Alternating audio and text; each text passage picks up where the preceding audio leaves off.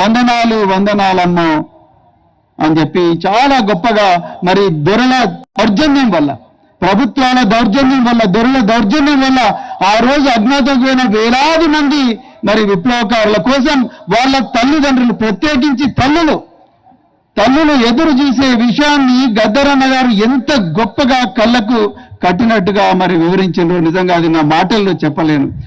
కావున కాకులు అరిస్తే తలుపు తెరిచి పలకరిస్తాం, ఎవరొచ్చో చూద్దామని వేచి చూస్తూ కూర్చో ఉంటాం, కాకమ్మలై వస్తారా నా బిడ్డలారా అని చెప్పేసి పాటలు రాసిండు, పిచ్చుకలను పోలుస్తూ.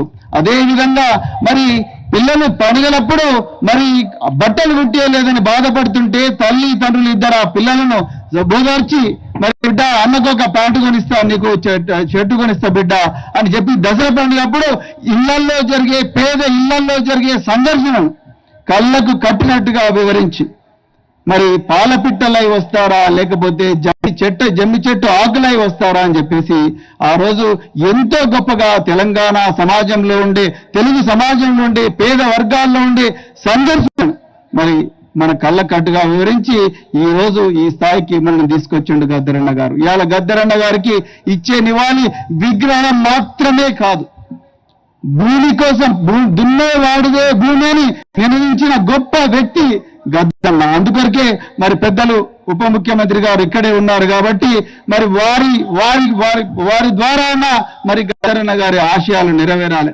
మరి ఈ తెలంగాణ రాష్ట్రంలో దాదాపుగా 30,000 నుంచి 40,000 ఎకరాల అసైన్డ్ భూములను ప్రత్యేకించి ఎస్సీల దగ్గర నుంచి హైదరాబాద్ చుట్టుపక్కల గుంజుకున్నారు గత పాలకులు.